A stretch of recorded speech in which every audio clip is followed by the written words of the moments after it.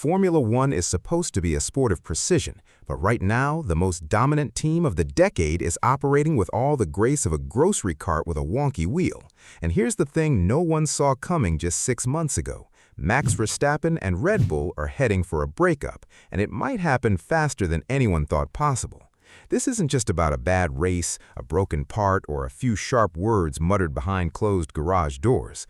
If the rumors swirling through the paddock turn out to be true, we are watching the final days of a partnership that has rewritten the record books. The consequences of that collapse won't just sting, they'll redraw the entire competitive map of the sport for years, potentially leaving Red Bull as a midfield afterthought while their generational talent takes his talent somewhere else. Over the next few minutes, I'm going to walk you through everything that happened during that chaotic Silverstone weekend. The cryptic messages from insiders that set the whole thing off, the terrifying technical failure that put a world champion in danger twice in 2 weeks, the behind-the-scenes power struggle that has quietly stripped influence away from the Verstappen camp, and the one contract detail that might give Max a legal escape hatch before the summer break even arrives. But before I lay all of that out, there's one question hovering over this entire mess that no one in the paddock has been able to answer with any confidence, and it's the kind of question that keeps team principals awake at 3 in the morning. If the exit clause is real and the championship math makes it active, who exactly is going to stop him from using it?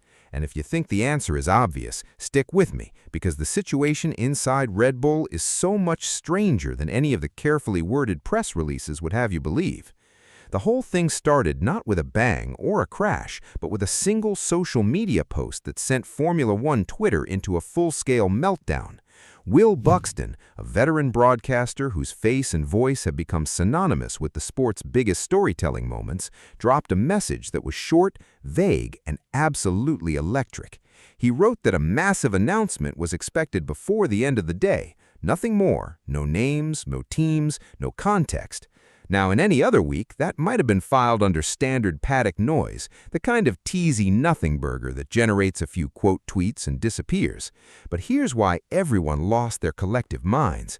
The wording, the cadence, the deliberate withholding of detail was almost identical to the message he posted back in 2024, right before Lewis Hamilton's earthquake move to Ferrari was officially confirmed.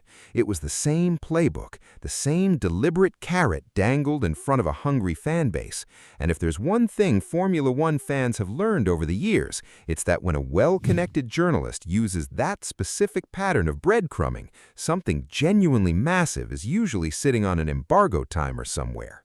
Within hours, respected F1 commentator Thomas Mayer added his own layer of gasoline to the fire with a mysterious post that paired the Formula One hashtag with a pair of eye emojis, which is basically the digital equivalent of standing on a table in a crowded restaurant and shouting, "I know something you don't know."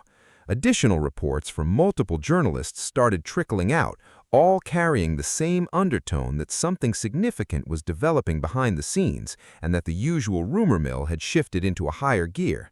Now, I have to be careful here because, according to reports, sources claim, and nothing has been officially confirmed, these are the guardrails I'm working within.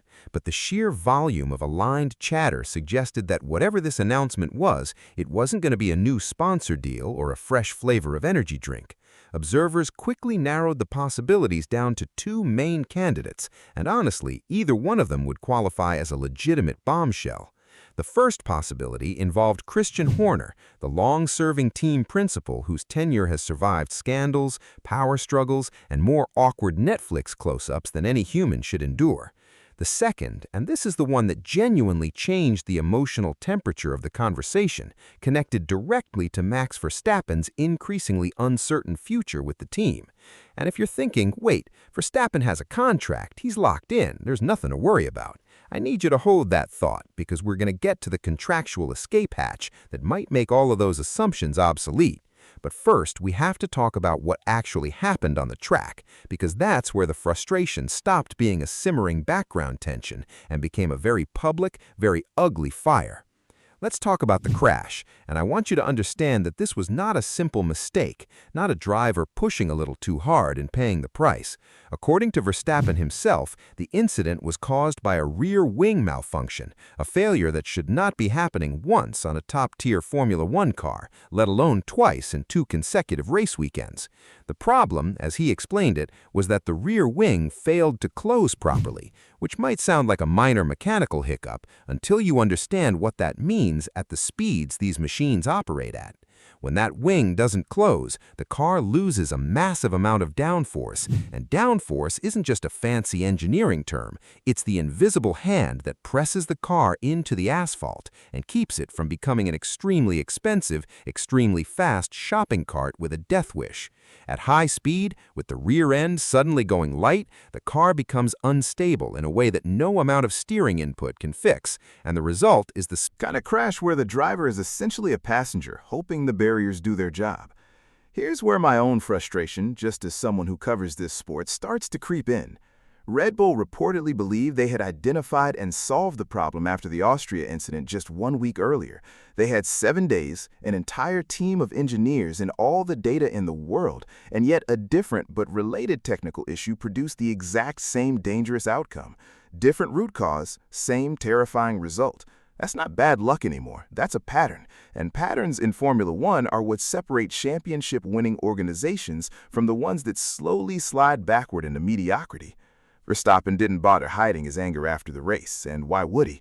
He described the situation as unacceptable, and he was right to do so, because when you're asking a driver to sit in a carbon fiber cocoon and push past 300 kilometers an hour, the least you owe them is a car that doesn't randomly try to eject itself from the track. The safety implications here aren't theoretical.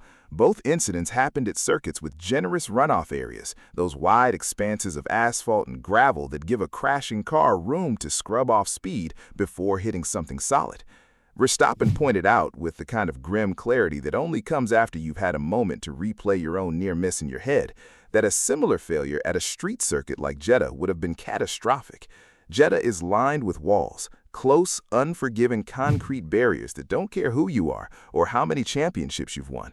A rear wing failure there, at those speeds, on that narrow ribbon of track, is the kind of scenario that makes safety delegates sit up a little straighter in their chairs. Sources close to the team, and again, I'm leaning on the language of reported observation here, indicated that Verstappen was more frustrated than they had ever seen him, and this is a driver who has experienced plenty of highs and lows throughout his career, from controversial title deciders to mechanical failures that cost him wins. The suggestion that his reaction after Silverstone was unlike anything they'd witnessed before tells you everything you need to know about the psychological state of the man inside that cockpit.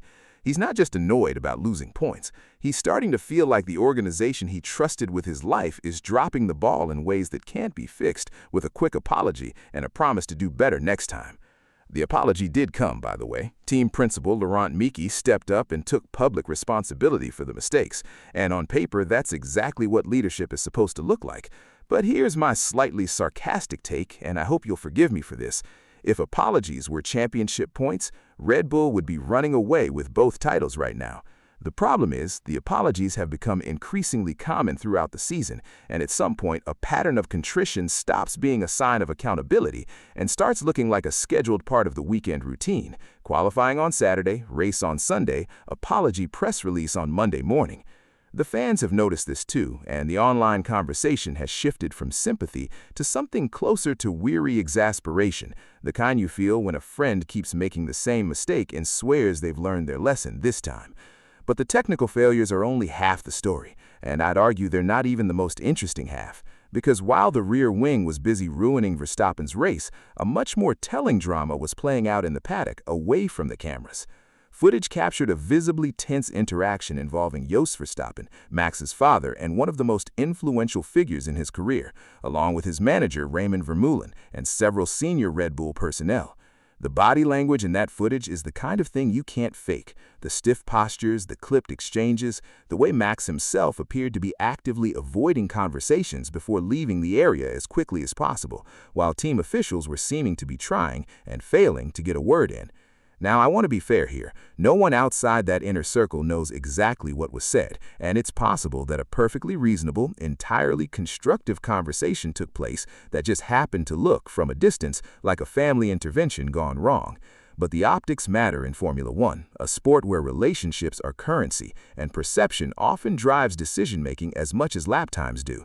When you combine those paddock images with everything else we're about to unpack, the strategy disagreements, the shifting power structure inside Red Bull, and that exit clause I keep teasing, it becomes very difficult to dismiss this as just another heated moment in a high-pressure sport. This feels different. This feels like the visible tip of something much larger churning beneath the surface. And if I had to guess, I'd say the tension you saw in that footage wasn't just about one race or one broken part. It was about a fundamental question that the Verstappen camp is clearly asking themselves right now. Are we still in the right place to win championships, or are we watching the slow-motion decline of a once great empire while we're still strapped in the car? That question becomes even sharper when you zoom out and look at what happened during the Silverstone weekend beyond the crash itself, because the rear wing failure wasn't the only point of friction between Verstappen and the pit wall. There was a strategy disagreement, one of those beautiful moments where the driver wants one thing, the team wants another, and millions of people get to watch the power dynamic play out in real time over the radio. The issue revolved around engine-related concerns, and Verstappen reportedly believed that starting From the pit lane would have been the smarter play under the circumstances. Now, starting from the pit lane is not a decision any driver takes lightly. It means giving up grid position, accepting a compromised start, and basically committing to a recovery drive that could go wrong in a dozen different ways. But it also offers certain strategic advantages: the freedom to make setup changes, the ability to avoid first corner chaos, and in some situations, it's the kind of calculated gamble that turns a bad weekend into a salvageable one. Red Bull, however, chose a different approach. They overruled him. And historically, that's the kind of thing that rarely happened in the Christian Horner era when Verstappen had a strong opinion. The Dutchman's input carried enormous weight back then, not just because he was the star driver, but because the organization was built around maximizing his talent in a way that felt personal and collaborative. Recent changes within the leadership structure have reportedly altered that internal dynamic, and this is where the story takes a fascinating turn that goes way beyond broken wing parts and heated conversations. Some observers believe the organization is now operating with a more corporate decision-making process, the kind where committees and protocols and carefully distributed authority replace the instinct-driven, driver-centric model that defined the team's most dominant years. If that shift is real, and I'm saying if because the inner workings of a Formula One team are about as transparent as a brick wall, then Verstappen's influence has likely been reduced in ways that feel deeply unfamiliar to a driver who is used to being the sun around which the entire Red Bull galaxy revolves. For a four-time world champion who has earned the right to be consulted on decisions that directly affect his race, that's not just frustrating, it's existentially unsettling.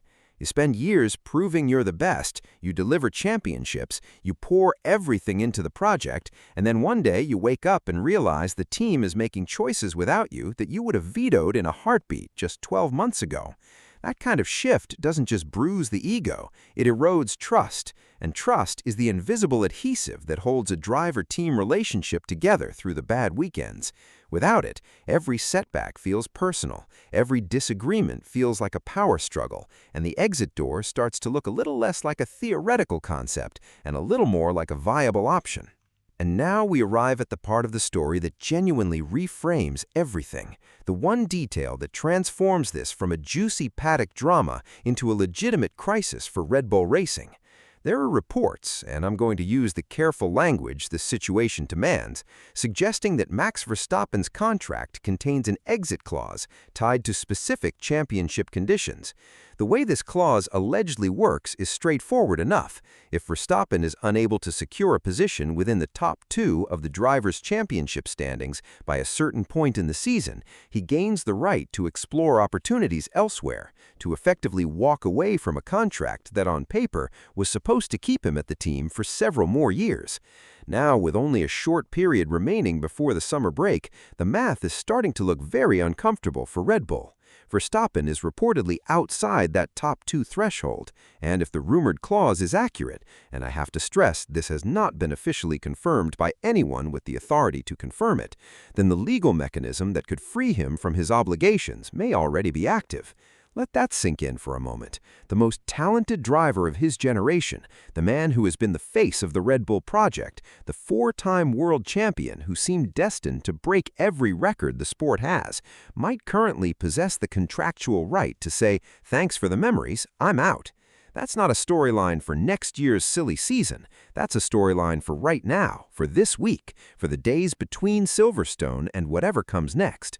Several teams have been linked with Verstappen in recent months, and the speculation isn't just idle paddock gossip. It's grounded in the kind of logic that makes team principals pick up the phone and start having very quiet conversations. Mercedes has frequently been mentioned as a potential destination, and the symmetry of that possibility is almost too perfect. The team that dominated before Red Bull, the manufacturer that lost their own generational talent to Ferrari, potentially welcoming the very driver who ended their reign. Rumors involving McLaren have also circulated, and there have even been whispers about other ambitious projects, the kind that don't exist yet in a fully formed state, but are being built around the idea of landing a driver like Verstappen. The most jaw-dropping claim of all, and again this is not confirmed, is that Verstappen would be willing to accept a substantial salary reduction if it meant joining a team capable of delivering a championship-winning car. Think about what that says about his state of mind. This is not a driver who is motivated purely by money, not a mercenary looking for the biggest paycheck. This is a competitor who wants to win so badly that he's reportedly willing to leave tens of millions of dollars on the table if it means getting back into a cockpit that doesn't try to spit him into a wall every other weekend. The financial implications of that are staggering, but the psychological message is even louder. I am not happy where I am, and I value performance over paychecks. The situation gets even more complicated when you consider the human element behind the scenes, because Verstappen isn't the only key figure whose future at Red Bull is suddenly clouded in uncertainty. Longtime race engineer Gianpiero Lambiase, the voice you hear on the radio broadcasts calmly guiding Verstappen through races. The man who has been one of his closest allies within the organization is reportedly preparing for a future move elsewhere. For fans who only see the driver in the car, the race-engineer relationship can seem like a background detail, a technical support role that could be filled by anyone with a headset and a laptop. That couldn't be further from the truth. The driver-engineer bond is one of the most intimate partnerships in all of sports, built on years of shared pressure, thousands of hours of conversations, and a level of trust that goes beyond strategy calls and into the deeply personal. Lambiase knows Verstappen's cadence, his moods, his unspoken preferences in a way that a new engineer would take seasons to replicate. If Lambiase leaves, and the reports suggest that's a when, not an if, then Verstappen loses not just a colleague, but a cornerstone of his professional support system. Now, you might argue that great drivers adapt, that champions find a way regardless of who's on the other end of the radio, and you'd have a point. But when you stack that potential departure on top of everything else, the technical failures, the strategy disagreements, the shifting power dynamics, the exit clause, it starts to look less like a series of isolated problems and more like a cascade of changes that are fundamentally altering the environment Verstappen signed up for. No one signs a long-term contract expecting the team they committed to will still be the same team 2 years later, but the pace and scale of change at Red Bull right now is raising questions that go beyond the normal churn of Formula One personnel. It feels like the end of an era in slow motion, and the only question is whether Verstappen decides to stick around for the credits or walks out of the theater before the lights come up. For now, no official announcement has been made, and many of the rumors remain speculative, which is exactly why I've been careful to frame everything through the lens of reports, allegations, and unconfirmed chatter. The responsible thing to do as someone covering this story is to acknowledge that we're dealing with partial information, leaked fragments, and the kind of paddock tea leaf reading that can sometimes be spectacularly wrong. But that doesn't mean there's no story here. The atmosphere surrounding Red Bull has demonstrably changed. A team that once projected an aura of invincibility, that won races with a kind of casual inevitability that made the rest of the grid feel like supporting characters, is now visibly wrestling with technical concerns, leadership questions, and uncertainty surrounding its biggest star. The contrast between where they were at the height of their dominance and where they are right now is jarring, and the paddock is noticed. You can feel it in the way journalists ask questions, in the careful phrasing of drivers from other teams when they're asked about Red Bull's struggles, in the shift from respectful fear to something closer to cautious optimism. The vultures aren't circling yet, but they've definitely turned their heads in this direction, and every team principal on the grid is watching this situation unfold with the kind of intense interest that only comes when a major opportunity might be opening up. Whether the rumored big announcement relates to Verstappen, Christian Horner, or something entirely different, the fact that speculation has reached this level tells you everything about the current state of the Red Bull project. The coming days, the next few races, the period leading into the summer break, these are the moments that could define the competitive landscape of Formula One for years to come. A Verstappen departure would not just be a driver change, it would be a tectonic shift, the kind of event that triggers chain reactions across the entire grid, from driver lineups to engineering talent to sponsorship dollars. And even if he stays, even if the exit clause turns out to be a mirage and the tensions are resolved behind closed doors, the fact that we're even having this conversation is a sign that the Red Bull dynasty is no longer the unshakable fortress it once was. Every empire eventually faces its moment of reckoning. The question now is whether this is Red Bull's moment or just a very loud warning shot that gives them time to fix the cracks before the whole structure comes down. For Max Verstappen, a driver who has built his career on relentless pursuit of performance, on an almost obsessive refusal to accept mediocrity, the clock is ticking, the championship math is unforgiving, and the options outside Red Bull are starting to look more appealing with every passing weekend. I don't know what that big announcement is going to be, but I do know this: I'm going to be refreshing my phone constantly until it drops, and if you care about the future of this sport, you probably should be too.